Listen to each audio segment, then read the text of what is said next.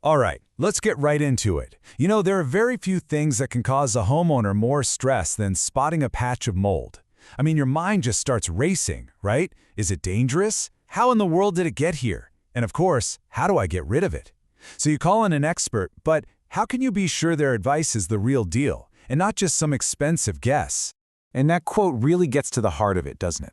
This isn't just about mold, It's about that thing we all do. We tend to jump to the simplest, most obvious conclusion.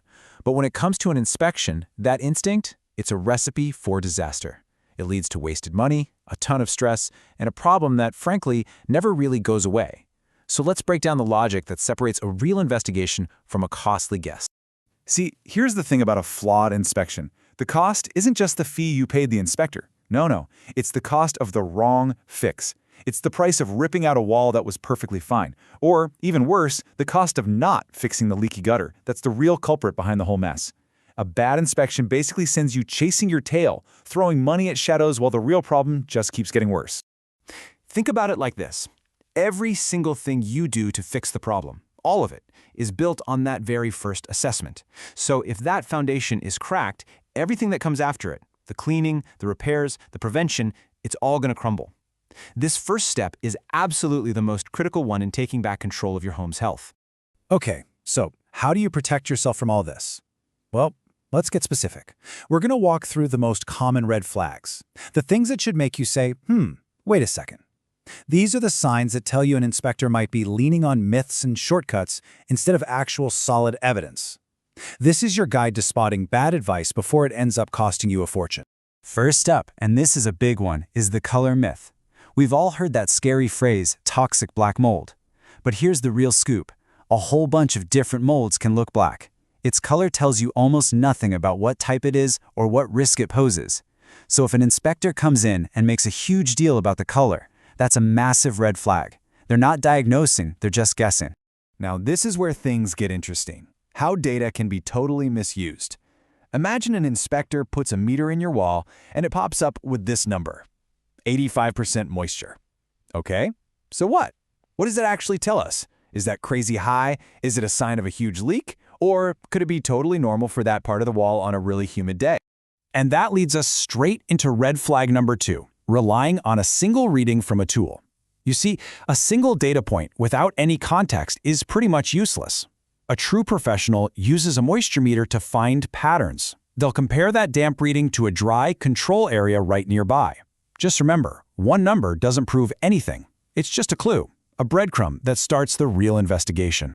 Let's just pause and think about this for a second. You see some mold growing on an interior wall, down by the floor. The obvious thought is, okay, something in this room is causing it, right? A spill, maybe? But what if that's not the real story? This is exactly the kind of trap a superficial inspection falls into. And this right here is our third and maybe the biggest red flag of all. An inspector who only looks inside your house. The mold you actually see, that's just the symptom. The real source is often somewhere else entirely. That patch of mold on the inside wall could be the direct result of a blocked gutter on the outside of your house, letting water slowly seep in. An inspector who doesn't check the exterior isn't finding the source, they're just staring at the effect. And the list goes on, believe me. Other huge signs of a lazy inspection? Not bothering to move furniture to check what's going on behind it. Or just blaming everything on condensation as a catch-all excuse without actually assessing your home's ventilation. Or, my personal favorite, getting a sloppy report with no photos, no dates, and no clear locations. These aren't just small details. They're signs of a completely flawed process. Okay, so we've talked a lot about the red flags, about what not to do. So now let's flip it. Let's look at what a truly professional inspection should look like. Because a great inspection isn't just a quick glance around. It's a forensic investigation. The inspector's job is to think like a detective, piecing together clues to build a case that's based on cold, hard evidence. And this is the gold standard they use. It's called the whole building logic. Now pay close attention to the order here. A pro doesn't start with the mold. They start by hunting for the source of the moisture. Is it a leaky pipe? A bad seal on a window? That's step 1. Then they trace the pathway. How is the water getting from that source to where it's causing trouble? That's step 2.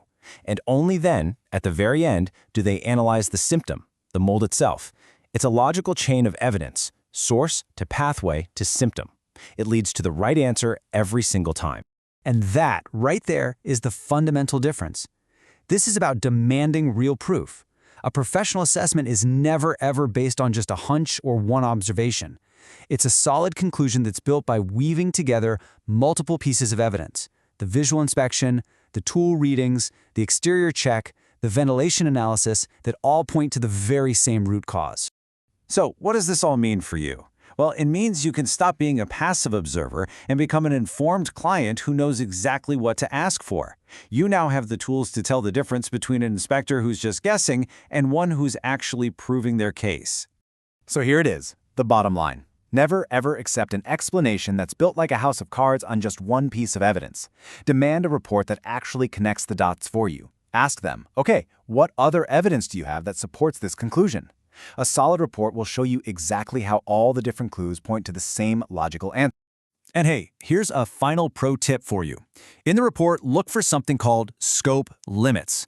A truly great inspector will be totally upfront about what they couldn't inspect and why. Maybe they couldn't get into a crawl space or behind a built-in cabinet. Now, you might think that's a weakness, but it's the exact opposite. It's a sign of honesty and professionalism. They're telling you the exact boundaries of their investigation, which gives you a much more accurate picture. In the end, it really all boils down to this one simple idea. You are not paying an expert to guess where your problem is coming from. You are paying them for proof. By understanding and demanding a logical, evidence-based approach, you make sure that you're not just putting a Band-Aid on a symptom, but that you're actually solving the problem once and for all.